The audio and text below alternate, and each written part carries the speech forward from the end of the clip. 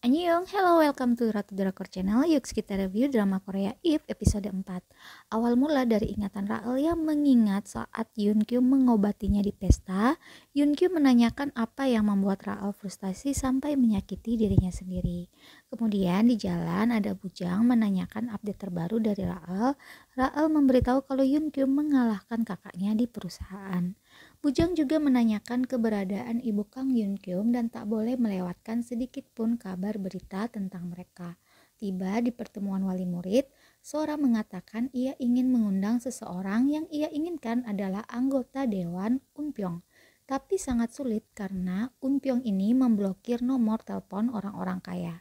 Ia yakin ayahnya akan sangat senang dan bisa percaya padanya jika berhasil membuat Unpyong menjadi pembicara di kalian. Rael lalu menawarkan diri untuk menghubungi Unpyong. Awal ragu-ragu tapi akhirnya Rael menghubungi Unpyong dan minta bantuannya. Sempat kaget tapi Unpyong masih mau mempertimbangkannya terlebih dahulu. Keluarga Yoon Kyung mengadakan acara peringatan mendiang kakeknya. Di sini sedikit info kalau kakak Yoon Kyung memang tidak bisa diandalkan karena Yoon Kyung lebih mengerti soal perusahaan. Ayah Yoon Kyung juga menanyakan soal kemungkinan ia memiliki cucu laki-laki dan bertanya berapa umur Sora dan kakak ipar Sora.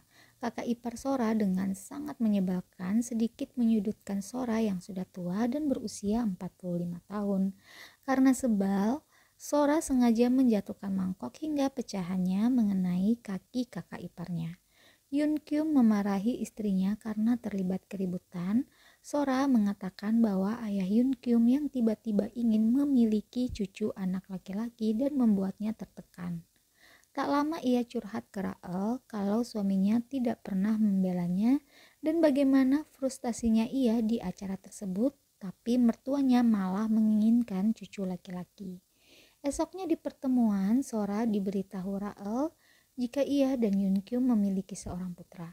Bisa mengubah rencana ahli waris perusahaan karena bisa jatuh di mereka. Sebaliknya jika tidak, ahli waris akan jatuh ke kakak Yoon Kyung.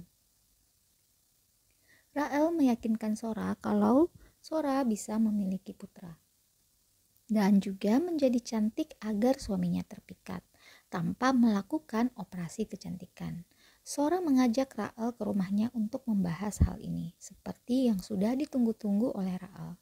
Tiba di rumah Sora, Rael melihat foto-foto keluarga Sora dan tiba saatnya Rael beritahu Sora bahwa kuncinya adalah menari tenggo. Tenggo bisa membuat kulit kencang dan yakin suaminya akan memandang Sora berbeda. Awalnya Sora keberatan karena status sosialnya dan bisa jadi dibicarakan orang-orang. Rael beri ide agar para ibu yang lain juga ikut kelas tenggo dan membiarkan Sora yang akan jadi ratunya. Lalu Sora bisa memiliki suaminya seutuhnya dan juga seorang putra. Selang dari situ, Yoon Kyung pulang. Kaget melihat ada Rael di rumahnya karena sebelumnya Rael ini sudah pernah berani menciumnya. Rael pamit pulang tapi Sora menahannya dan minta Rael menunggu karena suami Rael akan datang menjemputnya. Rael mengambil gelas, sengaja terlihat kesulitan menunggu dibantu oleh Yoon Kyung.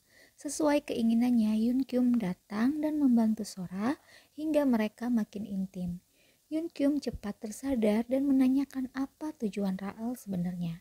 Rael hanya mengatakan bahwa ia menginginkan Yoon Kyung. Tapi Yoon Kyung tak mudah goyah. Ia yakin Rael mendekatinya karena suatu alasan dan ia akan mencari tahu hal itu. Di ruang keluarga, suami Rael datang menjemput. Yoon Kyung memancing agar Jun Wook menceritakan bagaimana ia bisa bertemu dengan Rael.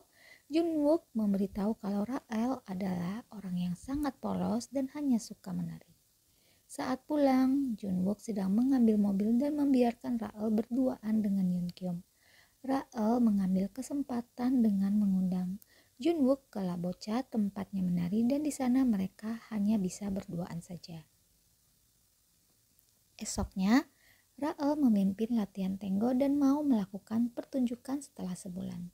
Rael mendapat telepon dari Unpyong yang bersedia datang jadi pembicara di kalian. Membuat Sora sangat senang, terutama ayahnya yang memuji Sora. Tiba di hari, Unpyong datang ke sekolah bertemu para guru, Sora dan juga Rael. Rael mengajak Unpyong berkeliling. Di sini Unpyong memancing Rael dan mengatakan kalau ia besar di panti asuhan, juga diberi sponsor oleh seseorang tapi sudah meninggal dan ingin membalas jasanya setidaknya terhadap putrinya yang bernama Lee Rael.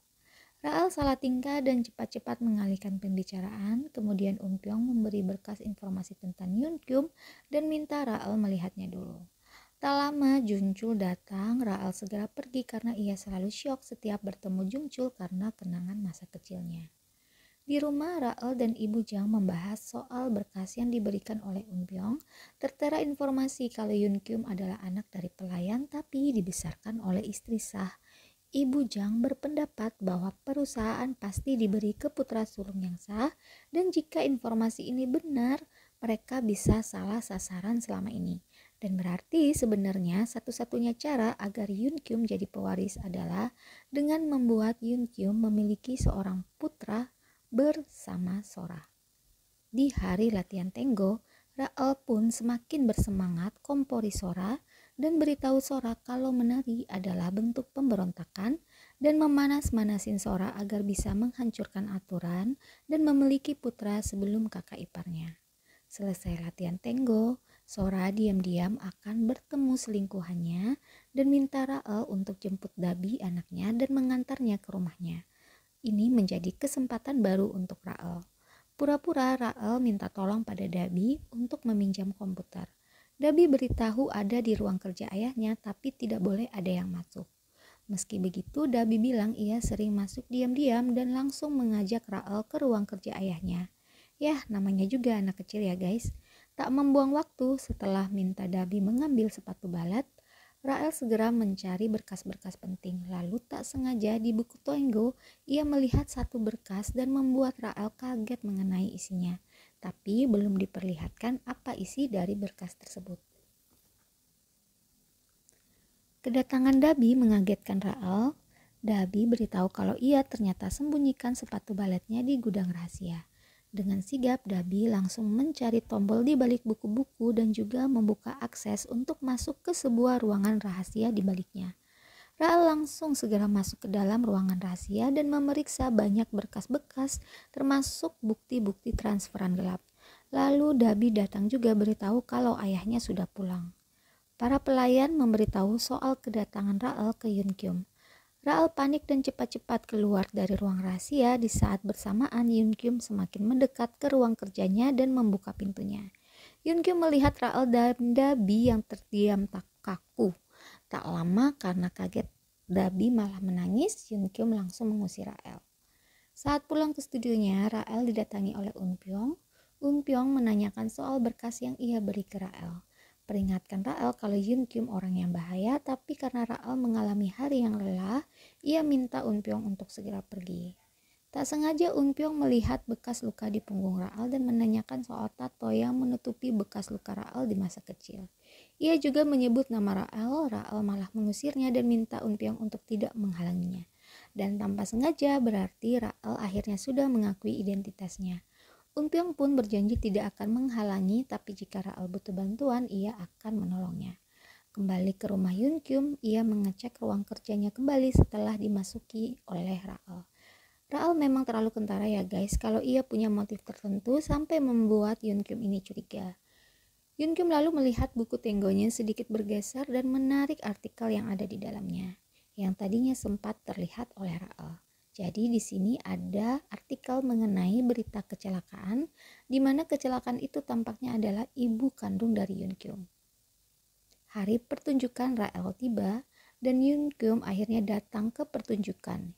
Yunkyum menanyakan soal Laboka dan ia bilang ia sangat tahu tempat itu ketika jalanan lebih nyaman dibanding hotel mewah.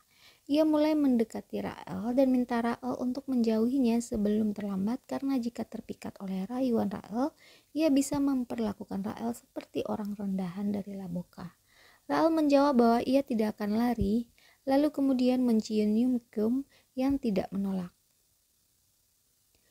Oke, dan ini adalah epilog. Jadi ternyata Rael mencari tahu dari temannya bernama Maria. Ia menanyakan apakah ada orang Korea lain yang tahu tentang Bandoneon Piazzolla.